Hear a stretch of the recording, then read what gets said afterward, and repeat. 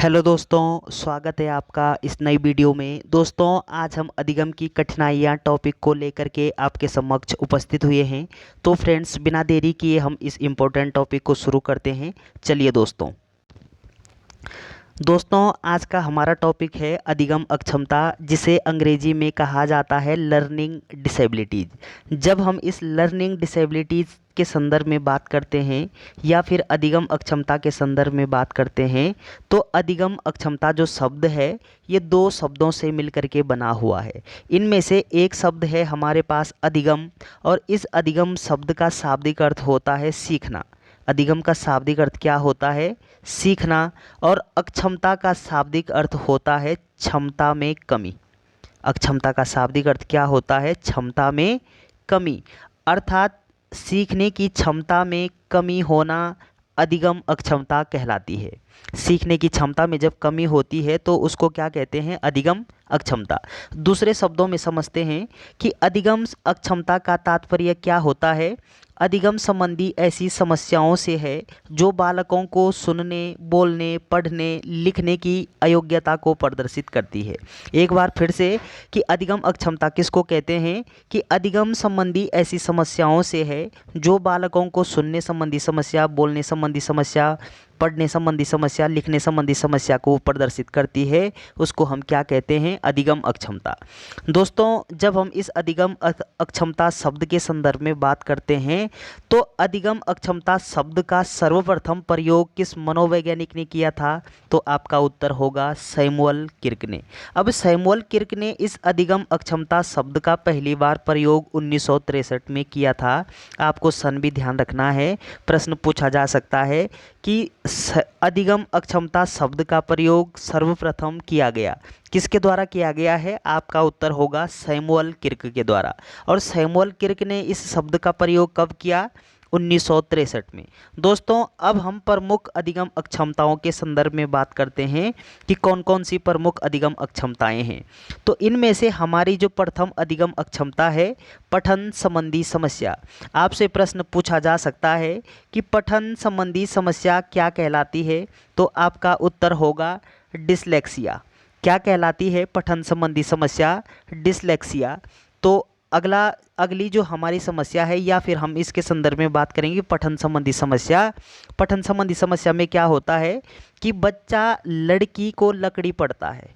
बच्चा क्या करता है कि लड़की को क्या पढ़ता है? लकड़ी।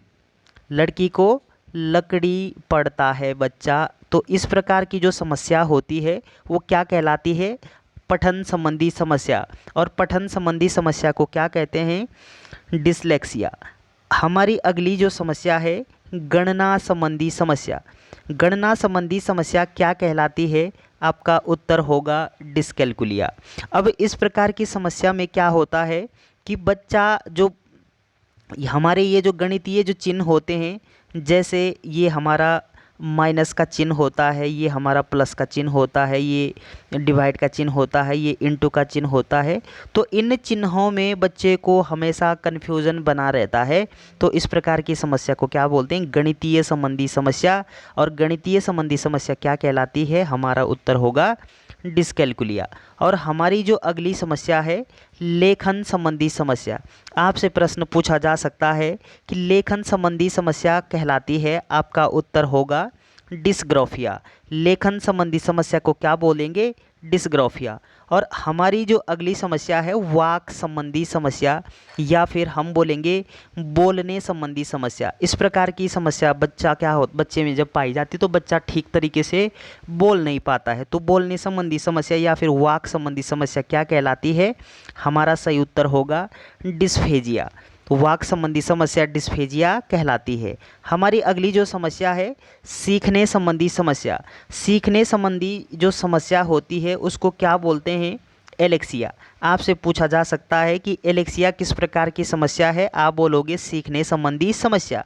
और अगली जो समस्या है, भाषा संबंधी समस्या। अब भाषा संबंधी जो समस्या है उसको क्या कहते हैं? आपका सही उत्तर होगा अफेजिया। भाषा संबंधी समस्या अफेजिया कहलाती है। और हमारी जो अगली समस्या है, भोजन संबंधी समस्या। इस भोजन संबंधी समस्या को बोलते क्या हैं? तो आपका सही उत्तर होगा बुलिमिया।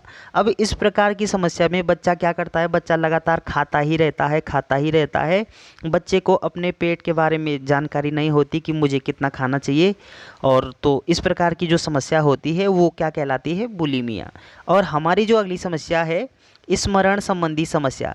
संबंधी समस्या कहलाती है, तो क्या कहलाएगी? आपका सही उत्तर होगा डिस्मेंशिया। डिस्मेंशिया किस प्रकार की समस्या है? तो आपका उत्तर होगा स्मरण संबंधी समस्या। और जो भ्रम संबंधी समस्या होती है, भ्रम संबंधी समस्या क्या कहलाएगी? डिस्मॉर्फिया। आपका उत्तर होगा डिस्मॉर्फिया किस प्रकार की समस्या है? तो आप बोलोगे भ्रम संबंधी समस्या। और जो तनाव संबंधी समस्या होती है, तनाव संबंधी समस्या, ये क्या कहलाएगी? डिस्थीमिया। आपसे प्रश्न पूछा जा सकता है कि डिस्थीमिया किस प्रकार की समस्या है? तो आपका उत्तर होगा तनाव संबंधी समस्या। और अगली जो समस्या है, शर्म संबंधी समस्या। अब ये जो शर्म संबंधी समस्या है, इस प्रकार की समस्या में क्या होता है कि मतलब बच्चा ये अधिक शर्मीले होते हैं, बच्चे को अधिक शर्म आती है, तो क्या कहलाएगी इस प्रकार की समस्या? डिस्मेटिया। तो शर्म संबंधी समस्या क्या कहलाती है? डिस्मेटिया। और अगली जो समस्या है, श्रवण संबंधी समस्या। आपसे प्रश्न पूछा जा सकता है कि सुनने, यानी जो बालक ठीक तरीके से सुन नहीं पाते, शिक्षक कुछ और कह रहा है और बच्चे कुछ और सुन रहे हैं, तो इस प्रकार की समस्या क्या कहलाती है? आपका उत्तर होगा ऑडिटरी प्रोसेसिंग डिसऑर्डर। क्या कहलाएगी? Auditory processing disorder. और दोस्तों, जब एक ही बालक में लेखन संबंधी समस्या, पठन संबंधी समस्या, गणना संबंधी समस्या और वाचन संबंधी समस्या जब होगी एक ही बालक में, तो इस प्रकार की समस्या को क्या कहेंगे? आपका सही उत्तर होगा डिस्पैरेक्सिया, या फिर इसी को हम क्या कहते हैं? एपेरेक्सिया।